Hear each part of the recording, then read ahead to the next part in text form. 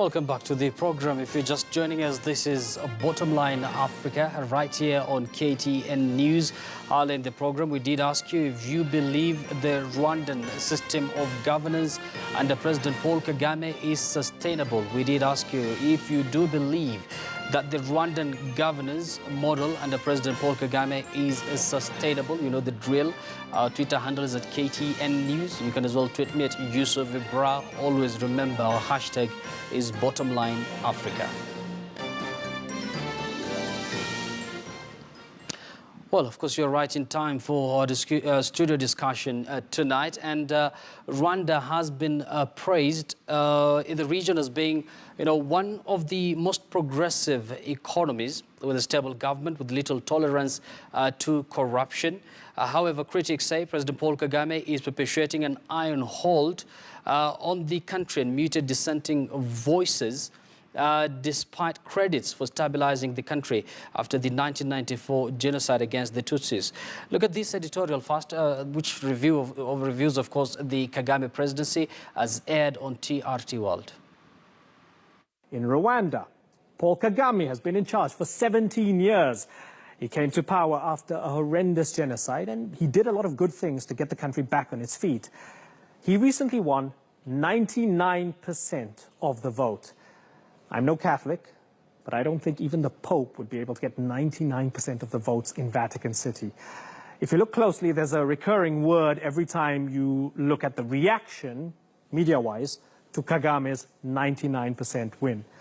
Take a look at some keywords, or one in particular. Have a look at that word, stability. Why isn't the authoritarianism in Rwanda a cause for concern? Why is it always stability, stability?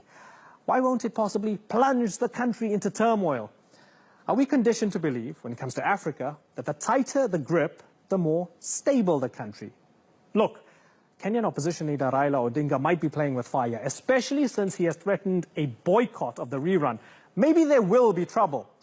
But why not ask the same questions when it comes to Kagame? Why isn't the fact that someone who has absolute rule over a country, the fact that he invaded his neighbor, the DRC, more than once, the fact that he's been accused of assassinating critics, why aren't they front and center, or at least, factored in when we report on this and his 99% wins? Do we actually want to see democracy, warts and all, in action in Africa, or just the facade of democracy so we can report that the Africans are calm and there's stability? If we do, let's be honest about it and not pretend we care about the will of the people.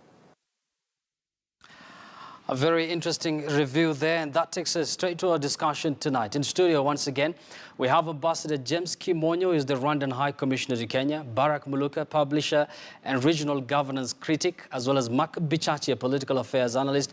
Good evening, gentlemen, and welcome to the program. Thank you, Yusuf. Good evening, Yusuf. Let me start with you, Ambassador James. I'm also not a Catholic, and I can bet that the Pope will not get this kind of support in the Vatican City. How exactly did President Paul Kagame manage to get 99% support from the Rwandans? Thank you, Yusuf, for having me in the studio. First of all, before we dive into this important discussion, let's agree on some key principles. One, political evolution or democracy of any society is built on the foundation of historical context of a particular society, tradition, ethics, and values. Number two, the process of enacting a constitution belongs to the people of a particular society. Yes. And this particular case, Rwandans, in 2003, after the terrible tragedy we had in 1994, whereby 1 million Tutsis were exterminated. Yes. On May 26, 2003, Rwandans stand up to vote their constitution, and on the 4th of June, it was enacted. And this constitution belongs to the people of Rwanda. Maybe we'll go into details at some point. Ambassador James, we're going to talk about 1994 shortly, but let's talk about 2017. And, case in point, the August 4th election, where President Kagame got a whopping 99% support. So I was asking you earlier, and I'll repeat again, how practical is that? Was that the case actually on the ground? Very practical. And I believe KTN has records of what, just to give you an example of what happened here in Nairobi and Mombasa in Kenya, where KTN was a witness. Yes. The people turned up at 6 a.m. in the morning. But we've never seen a leader in Kenya who was, received this kind of support.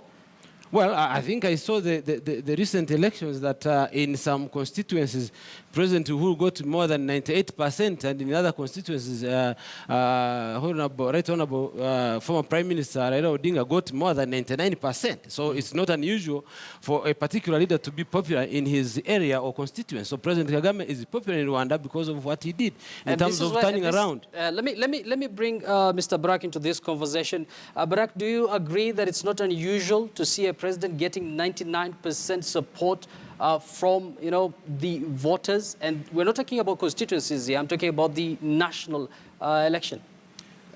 In Africa, yes, it's not unusual, but that is not liberal democracy as we understand it, because liberal democracy itself is undergirded by certain philosophy, liberal philosophy, and it has got its tenets and overriding principles and methods of practice, which certainly is not done in Africa. In Africa, and certainly in the case of Rwanda, one is talking of a very clear choreography with a predetermined outcome, so that you can come out and say we have regular elections and that we have got a popularly elected president.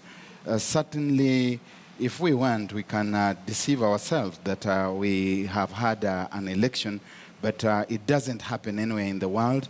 It is true that in the case of Rwanda, the people who ran against President Paul Kagame with the most preponderant respect were not really what you would call the opposition. The opposition is the lady who was arrested yesterday. The opposition is Victoire Ingabire, who is in prison today. The opposition others who are away in exile. The rest of these are decoys, and the purpose is purely make-believe. Then you can say this is democracy and it's our brand of democracy, but that is not liberal democracy. Mark, do you agree with Barak that there's some sort of a democratic fiction in Rwanda? And I'd like you to comment about the 99% support that the current President Paul Kagame got. Once you take any statistical data and you multiply it times a factor of millions, it is impossible to get 99% of anything. You understand? It's even when you take beans together, you'll always find that there's 1 or 2 peas that trade into the pot. Yes. So it is mathematically impossible in a democratic space, which is free, to have a situation where you have 99% support. But this is, of course, credence to the president of Russia, who has been able to manipulate elections to show he's the favorite, and yet as being favorite, he's forced to take certain individuals into detention and, in fact, execute some of them. Because if you have 99% support, what is your worry about someone who holds 1% of the vote? So the reality of this matter is this, that Paul Kagame is running a hybrid dictatorship. What is a hybrid dictatorship? That's basically what I try to do, is espouse the principles of democracy while in my real bed, who I am sleeping with, is dictatorship, and that is what is going on. So for the public facade, we have an election. For the public facade, we have a constitution. But in private, we know it is the rule of the arm that is ruling that particular country, and the ambassador will be disingenuous if he tried indeed. And I'm sure Ambassador James is going to react to that, Mark, shortly. Now, Ambassador, as much as you are going to react to Mark Bichache's comments there, this is a president, I'm talking about Paul Kagame, has been held, has been praised for bringing, Rwandans together after, the 1995 genocide. Don't you think that if he continues to stay in power, he might, squander the goodwill of not just Rwandans, but as well as the international community? See, Yusuf, I've always failed to understand why even the rationale of people continuing questioning the choice of the people of Rwanda. We've never done so to any society. I don't know whether my two friends benchmark Rwandan democracy too. Is it American or British? Or which type of democracy are they benchmarking Rwandan democracy? Because, as I said, this country has a unique history and a unique culture and tradition and ethics. So when they make their choice, it is bizarre for anybody from anywhere to question our choice as people. We look at our constitution in Article 1. They say the power derives from the people of Rwanda. And paragraph 3 of that article says the national sovereignty belongs to the people of Rwanda. And they exercise that through referendum, election, or the representatives. Now, for anybody, Barack or Mark, to question the choice of the people of Rwanda, I think there's a popular slogan on KTN that says, get the whole story. I think they should get the whole story of Rwanda before they make such judgments. Allow me to cross over. Wait a second, because I'm going back to the numbers. Yes. People came up and petitioned the parliament of Rwanda, chosen by the people of Rwanda. And I challenge Barack. In fact, with all due respect, he should respect the choice of people of Rwanda and the parliament of Rwanda instead of calling them names. Yes. Now, Ambassador, I think the president of Rwanda, Paul Kagame himself, had something to say about, to talk about his critics. Let's listen into what he had to say before I cross over to Barack.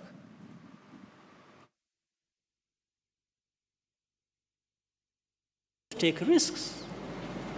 We want you to stay. I said, but I'm having difficulties staying, and anyway, people outside have difficulties with me staying.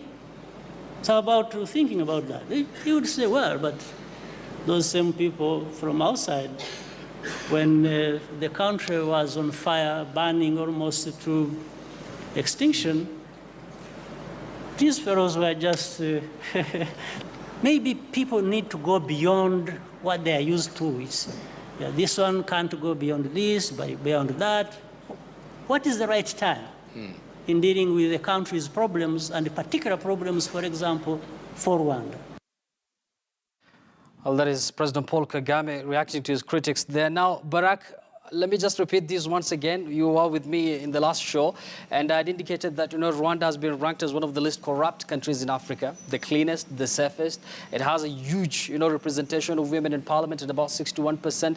If you look at Rwanda, by far and large, it has all the ingredients of a country that is heading towards the right direction. So the main question is this, Barack. Why should anyone, according to the ambassador here, have a problem with Kagame? Because according to him, he's a choice of the people there.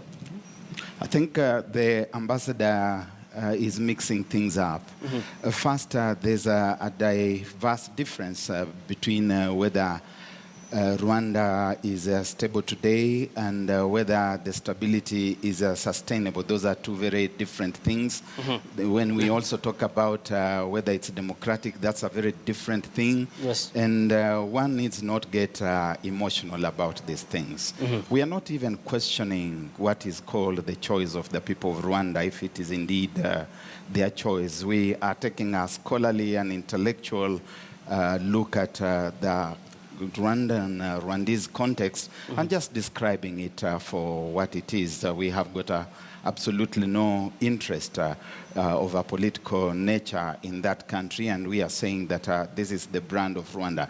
You see, the basic problem with the so-called African democracy, because we have had the political class trying to tell us that there are different brands of democracies. The African democracy, if it is a democracy, is informed by tensions between what is basically an effort to establish a monarchist system, that you are seeing leaders who are trying to establish everlasting monarchical and dynastic systems, and they're trying to put them within gaps of liberal democracy. Liberal democracy, as the ambassador may want to accept, has been defined in the philosophy of the age of reason, of the likes of John Locke, of Montesquieu, of Michel Montaigne, of Jean-Jacques Rousseau, of a whole well of other Western thinkers. You can talk about the utilitarians, John Stuart Mill, James Mill, Jeremy Bentham. It does not have different brands which you are going to start telling the world that this is our brand of democracy, because it is not. It is a monarchism that is fighting to entrench itself.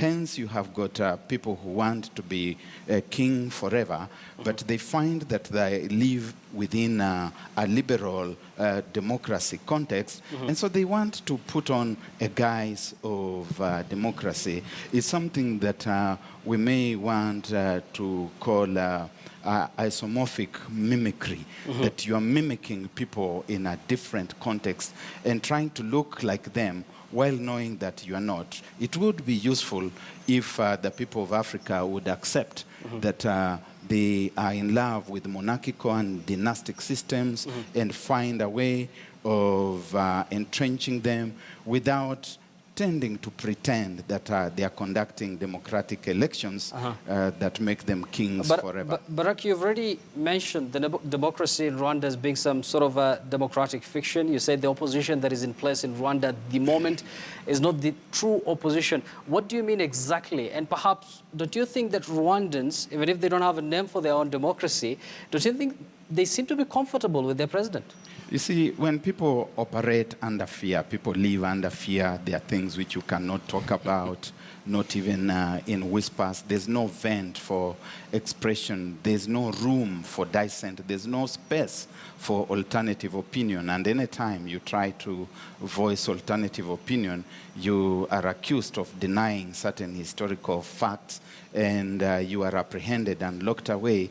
You are actually setting up the nation for failure. It's also not true that African societies are the only nations that are coming out of conflict situations. If you are to use a conflict situation and say, because we have had this conflict situation, a certain individual is the one who must stay there forever, quarter of a century later, that person is still there, you have got cause to be very afraid, because you're being told that without this individual, we are never going to cohere.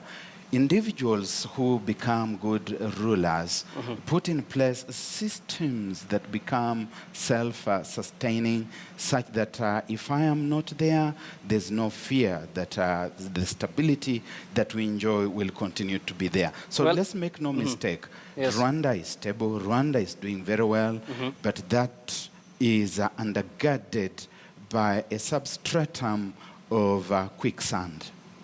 We'll talk about the political space in Rwanda shortly, but Mark, we've been talking about that 99% support Kagame got, and we did ask our viewers a question here on a Twitter poll on how they perceive or think about Rwanda's system of governance, and a huge percentage seem to be in agreement with Paul Kagame. So don't you think his system of governance augurs well with Africans, not just Rwandans alone?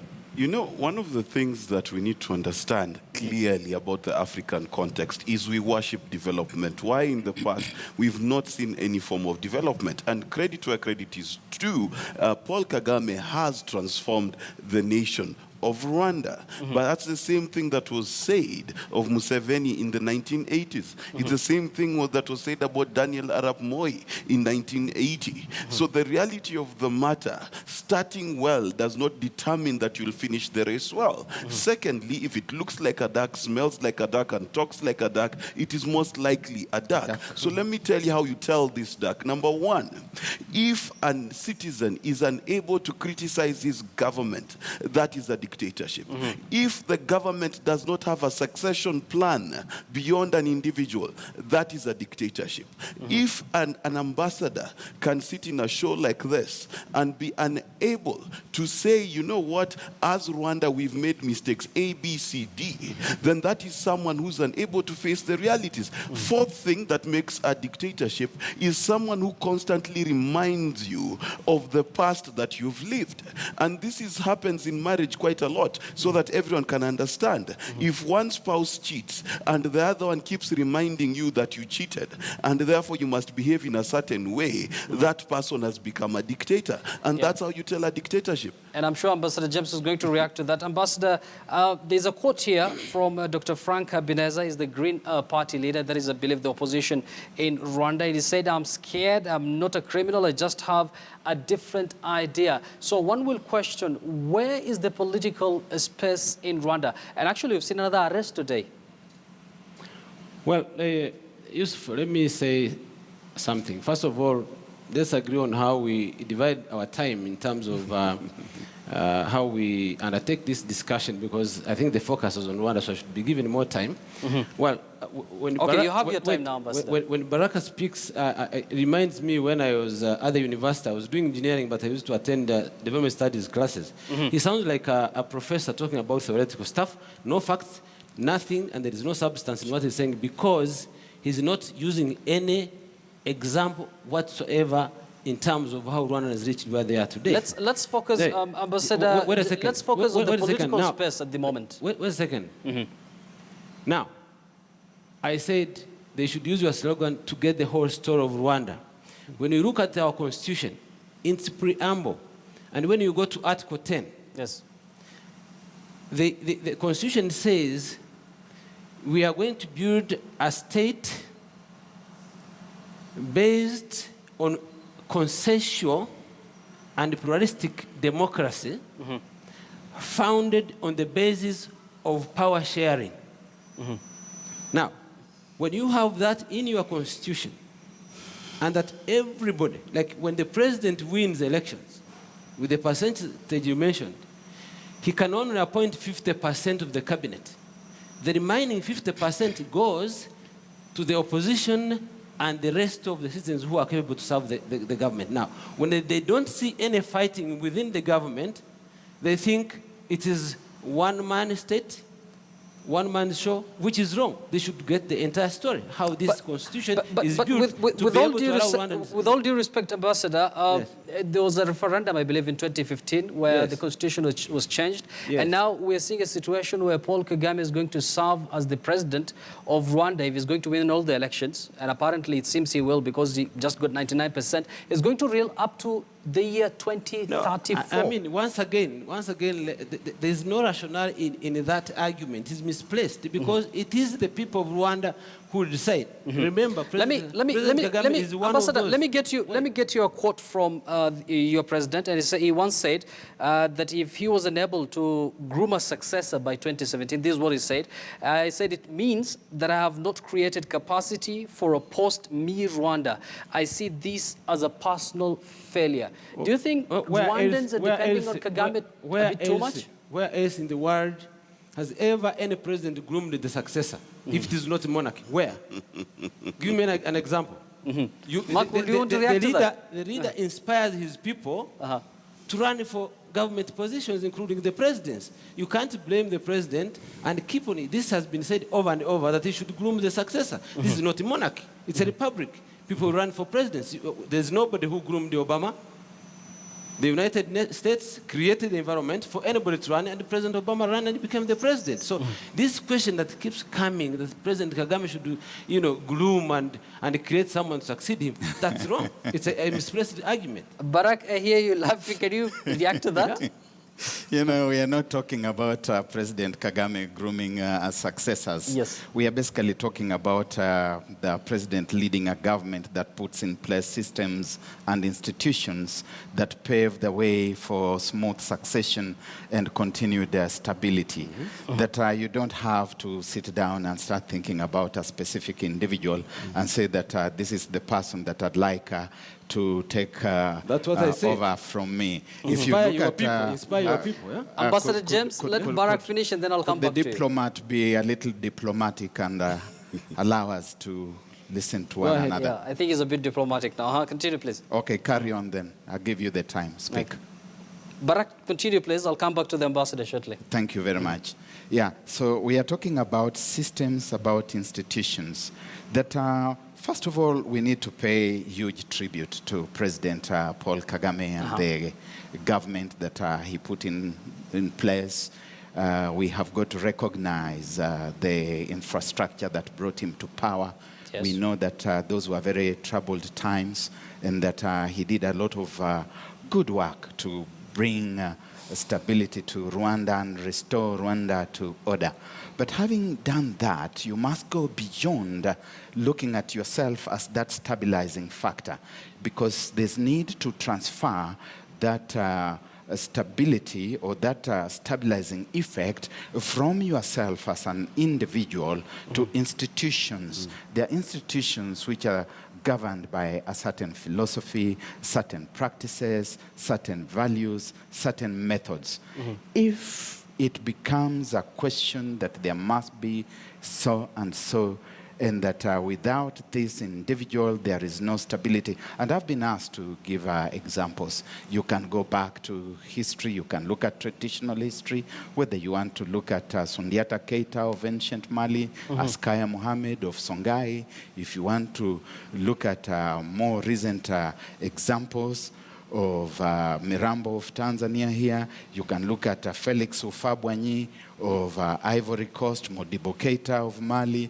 You can look at a whole swath of examples galore, and you will find that individuals who stayed in power thinking that they must be kings forever because without them there will be no stability. Yes, indeed, the moment they left, there was no stability, and that is because eventually you must also succumb to such things as natural attrition.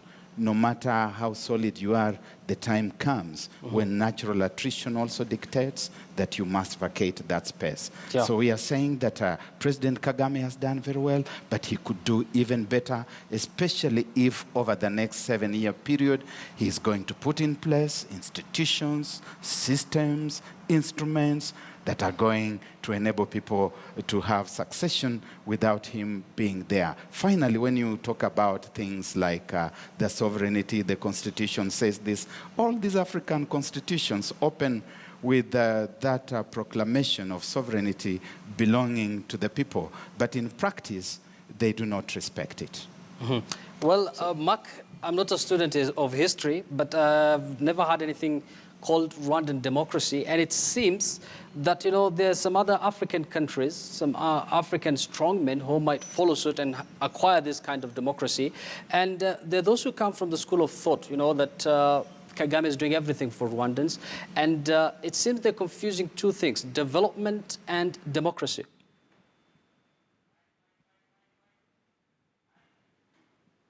Things as simply as possible. Now, I want to give you an example of a football match. If a referee does an excellent job of refereeing a match, should the match continue forever? That's the question. Just because we play an excellent football match, we cannot be like Peter and John at the transfiguration of Jesus, who said, since you've been so magnified before our eyes, let us build booths and stay here forever. We must understand that history continues to happen, and the responsibility of any leader is to prepare for the oncoming generation.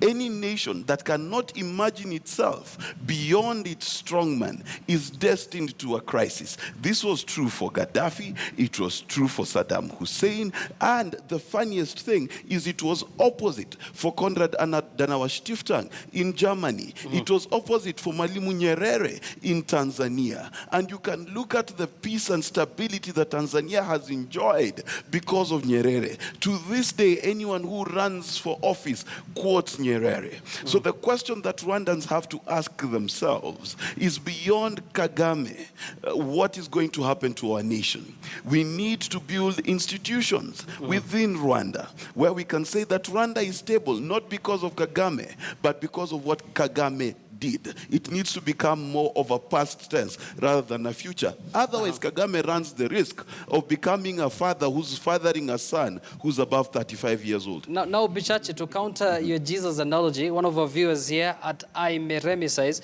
even Jesus was hated, and killed. People hate him because that is Paul Kagame, because he's doing what our continent needs right now. Well, you know that the truth is, and this is where we began, if you read the newspaper articles about Yoweri Kaguta Museveni in 1980, they read the same as what we're reading about Paul Kagame today. No one is arguing about the fact that he's done a good job. But just like Jesus, he must understand there is a time you will exit the stage, and you better hope you have 12 disciples to carry on the good work.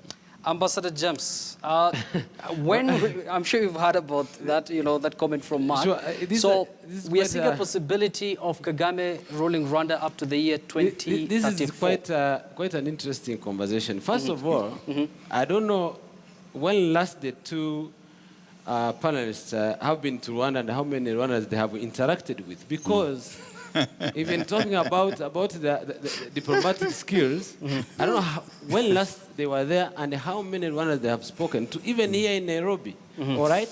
Now, you see, I'm dealing with the facts, they are dealing with the theories. All right? Yeah. Because what they are saying has no connection with what is taking place in Rwanda. But we are seeing arrests being made almost on a daily basis in Rwanda. We've seen arrest today of one of the key opposition figures in Rwanda. Do you think that is a healthy environment for democracy? Wait. Did any one of the two panelists hear what President Kagame said on 18th of June regarding, the future leaders of Rwanda? Did anyone hear? If any one of you heard it, please tell me what he said. One. Two, does anyone among the two panelists know what is called National Dialogue Council and when it takes place and what is discussed in that? Does anyone know among the two panelists know what is called Rwanda Day, whereby the president reaches out, to Rwandans across the world and discuss issues that concern our country? Does anyone know how much Rwanda has invested in terms of increasing access to information by all citizens to express their views and participate in the governance of the country?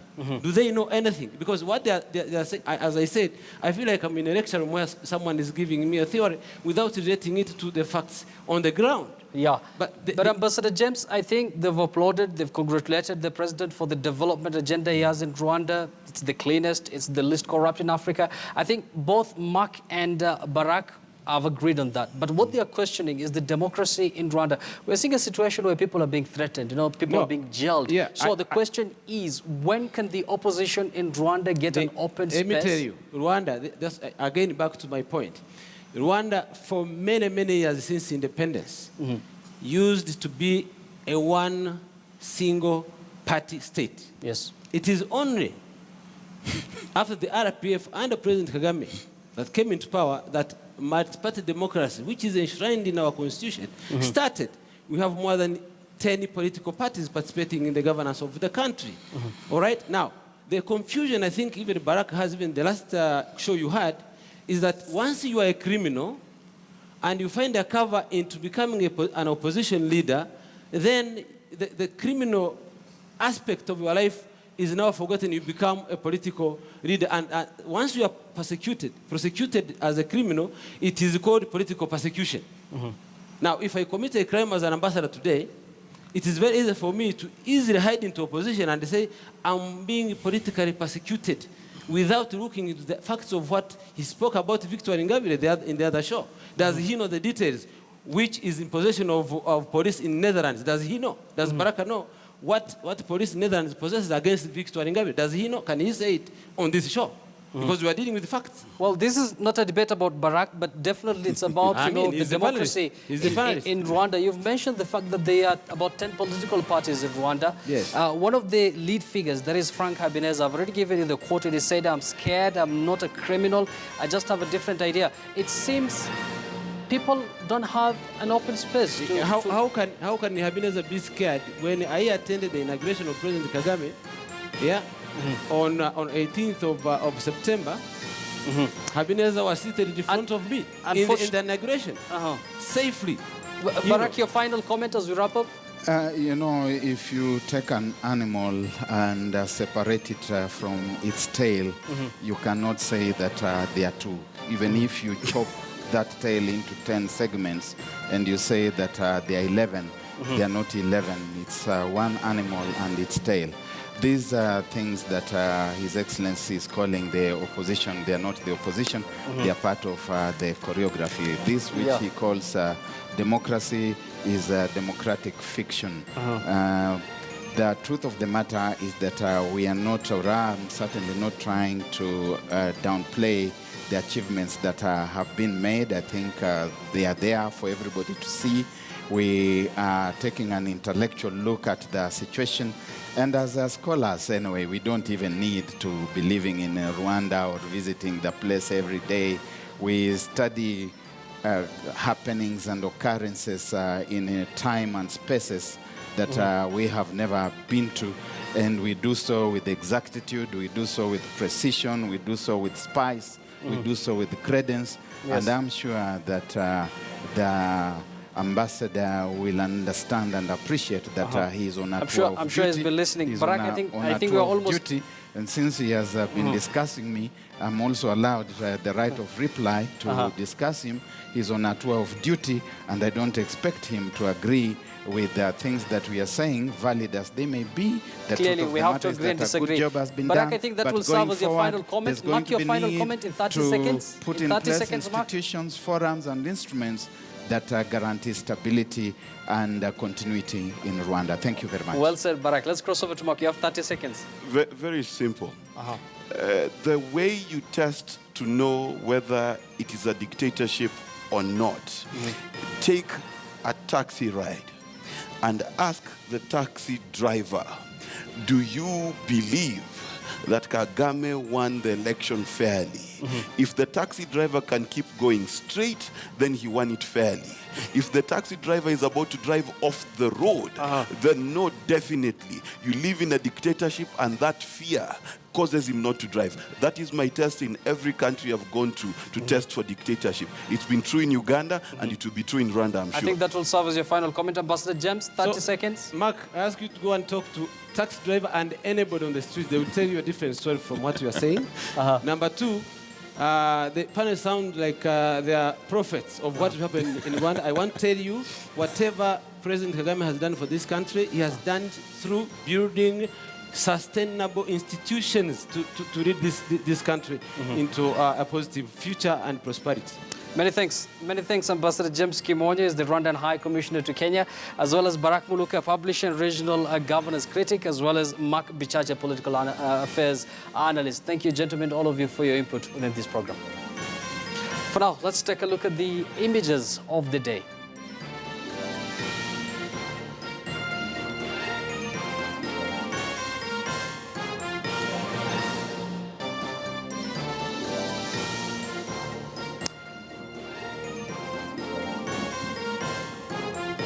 Well, and I think that brings us to the end of our program tonight. Many thanks for watching. My name is Yusuf Ibrahim. Enjoy the rest of your night. Bye-bye for now.